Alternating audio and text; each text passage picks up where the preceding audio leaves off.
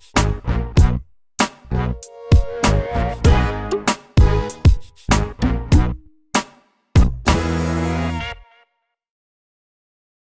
what's going on YouTube? This is your boy T the Best coming at you with a Destiny 2 Forsaken review. Figured it was about time. We've had the game, or at least the expansion, out for the past month or so. So if not by now, you definitely have gotten your hands on almost every single thing that's in the game, depending on how often you play the game and how much you played. I thought it was probably about time that we sit down and maybe just have a little discussion on, or make a little video on exactly the things that have been introduced, or the quality of life updates and stuff like that. So I figured it was about time we go ahead and do that. So first off, my impressions of the game and this DLC that they've introduced in the game. It has done a tremendous thing for Destiny 2. For those that don't know or who did not play year 1 of Destiny 2, which is vanilla Destiny 2, the game shipped out, and of course, you have the honeymoon phase with any kind of game. Everybody comes into this game with the expectation that it's going to be great. Of course, Destiny 1 had its flaws.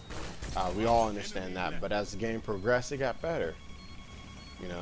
And for whatever reason, Destiny 1 had that addiction factor in it. I came into Destiny 2 thinking, wow, I'm going to have that same addiction factor. I'm going to be up all night playing this game.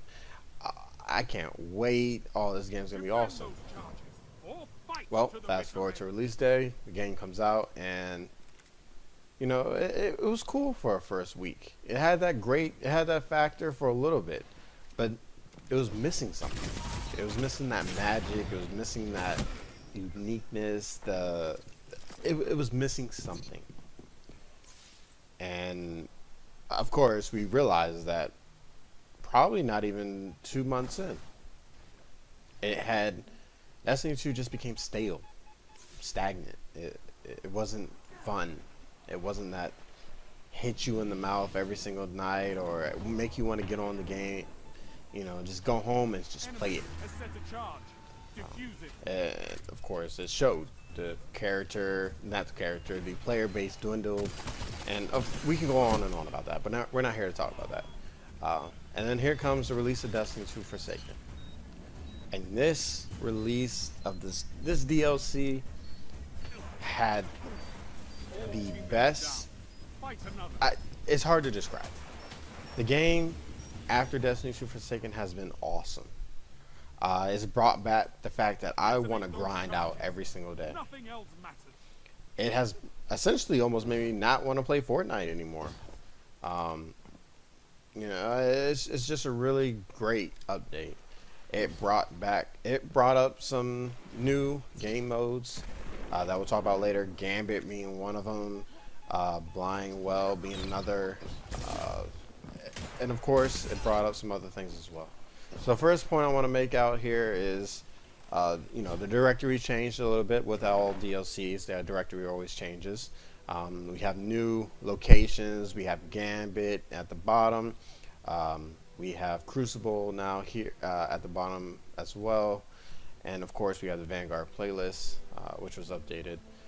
Inside Crucible, we finally have Rumble. Why it didn't ship with the game, don't know, but we have Rumble. And then, of course, all the rest of the game modes here. And of course, the Vanguard playlist has been updated to include the new strikes that have been released. Nightfall has changed as well. It's very difficult.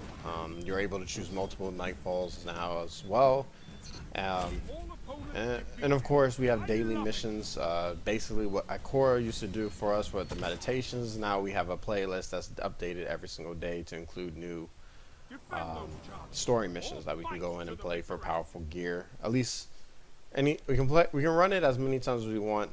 You just have to run it 3 times. With this update as well, bounties were introduced previously, of course, but they have been expanded upon. Now that one's a little questionable to me because that's what challenges were. Challenges across all the destinations. every game mode, they have their own challenges. So I'm not entirely sure on the bounty thing. It challenges every single day. Those were bounties basically, so it is what it is. People wanted bounties back on their back. Next, weapon slots. Weapon slots changed. We went to a hybrid of Destiny 2, which was primaries in your first slot, of course, and a primary energy weapon in your second slot. And of course, your power weapons or energy weapons, or what are they called actually? I forgot. I'm probably sure I'll put something on the screen to remember what they were. But anyways, and then we have the combination of D1 where you can have your kinetic, which should be your primary, which could be hand cannons, scout rifles, and in this instance they've added bows and shotguns and sniper rifles to your primary kinetic slot. And then in your secondary slot, you could have shotguns now, fusion rifles, certain linear rifles, and of course the hand cannons, pulse rifles, and scout rifles beforehand. Great addition. I think it pretty much took what D1 had, upgraded it a bit better into D2, and just allows you more opportunities and more of a different loadouts to use as well. So I thought that was a great addition. Shaders. Finally, you can mass delete shaders. Why that was not in the game at the beginning, don't know. Maybe there were some complications. I know they said something in there, this week at Bungie, that they put out every Thursday. I remember that. So they said they had complications, that deleting certain amounts just didn't work well. But now they're in the game. You just go talk to Grinch, Cryptarch, and he will dismantle at least 5 for you. So that's a great quality of life. Also, they removed the fact that shaders cost glimmer now. That's awesome, cool, nice.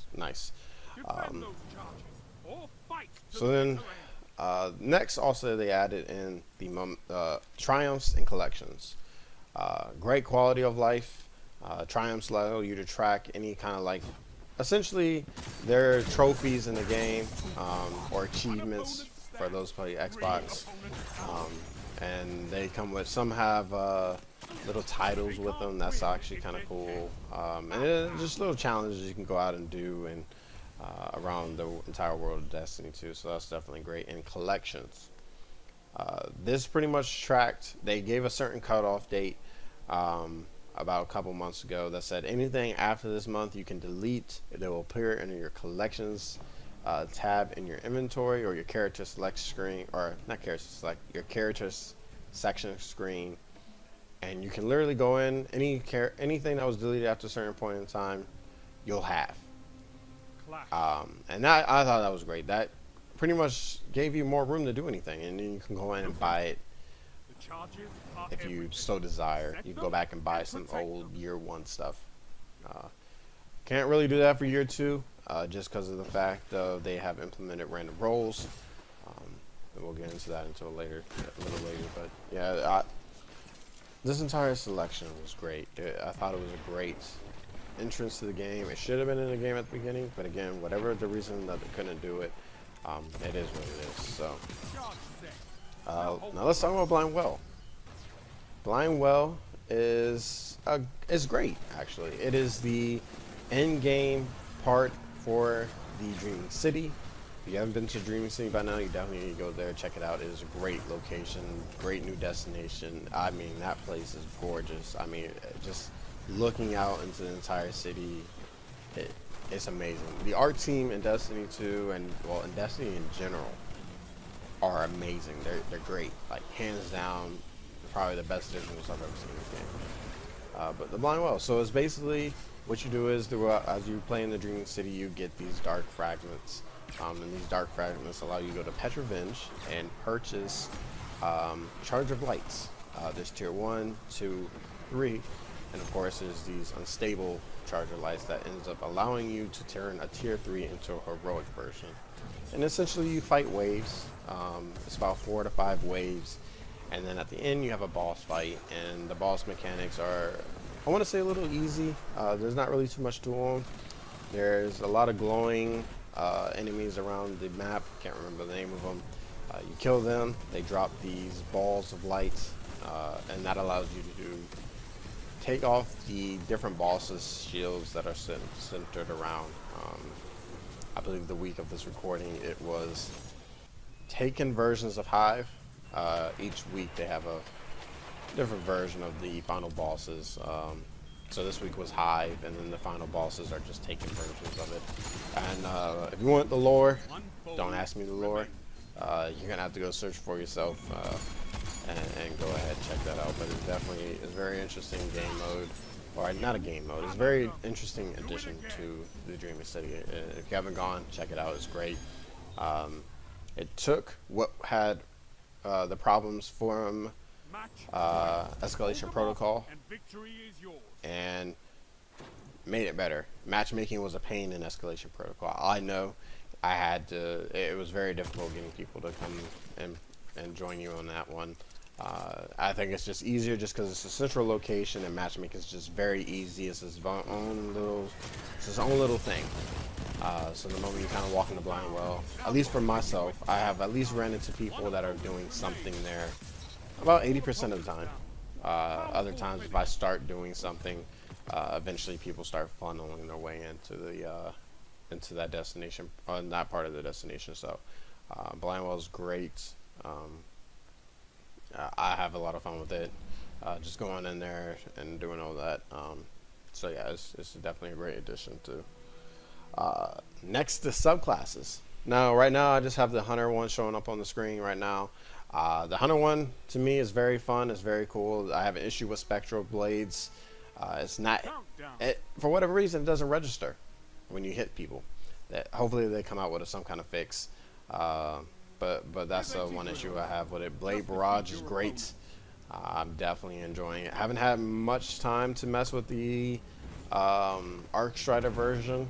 To me, Arc Strider is great for clearing out mobs, but if you like that burst damage, Blast Barrage or Blade Barrage. Blade Barrage is a good one. So some of the new subclasses, of course, every new Warlock got one. The Titan has some as well. They're all great in their own right. So definitely, they're good to go. Great to go. And I won't talk about the raid. I've watched so many videos on it. I watched the Royals first. I watched that entire thing. The new raid looks awesome. If you haven't played it, definitely go play it. I plan to run it here probably within the next couple of weeks or so. But the raid, it looks awesome. I can't wait to play it. I wish I could have gone in blind on the first day, but unfortunately I could not. But just watching a bunch of these teams go at it, it was definitely a great thing to look at, especially the final boss. Final boss is awesome. And I like how they took the health bar that they did at the end boss of the campaign, which was a giant tentacle meatball looking thing. Literally, it was a giant tentacle meatball. It was creepy and disgusting. But I like the little health mechanic, the health bar mechanic at the bottom. They use that in the raids for the bosses that are there. Certain encounters have it, and I thought it was great. But yeah, so they really came in. They really did a lot of good things with this DLC. Of course, there's always can be updates to it. I really look forward to seeing some kind of update, seeing how they take this from, essentially how they're going to take DLC for the rest of the Destiny 2 lifespan. I believe we have 3 more at least. We have one in winter coming out, spring and summer, or at least they've announced that much. And then my guess is that sometime next year we'll probably end up getting D3 or another expansion like Rise of Iron. Granted, Rise of Iron was unplanned, so it wasn't really something that they were just like, you know, yeah. So hopefully we get some more. There's definitely a lot more things that are going on in this universe that we want to know about. I can't wait to see exactly what is up with the Drifter and Gambit. Gambit's great. Gambit's a great new addition of a game mode. Of course, it has its flaws now. Sleeper Simulant, we're looking at you. But all in all, Gambit's great. It is a PvEVP. Essentially what it is, you end up fighting other aliens, of course the Fallen, Hive, Vex, and the Scorn.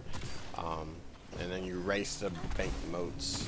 The first team to 75 and summons their Prime Evil, and then takes down that Prime Evil, wins.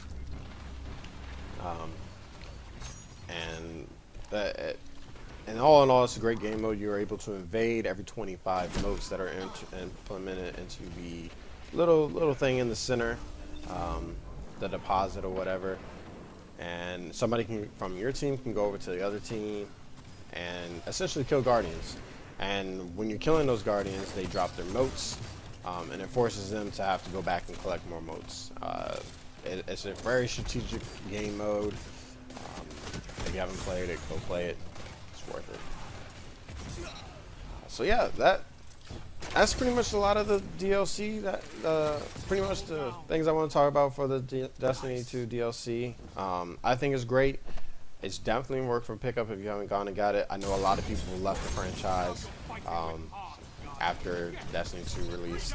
But if you're still an avid Destiny 2 player, you know, and you were really hoping and waiting for the game to get better, I think it's in the best state of any Destiny game at the moment.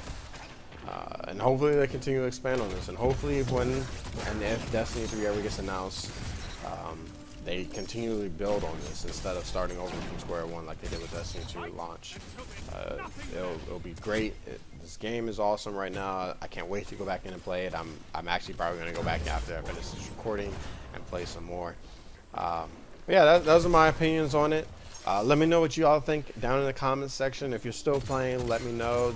Tell me what system you're playing on, whether it's PC, Xbox, PlayStation 4. And tell me what you think about the DLC. Are you enjoying it? Are you having fun?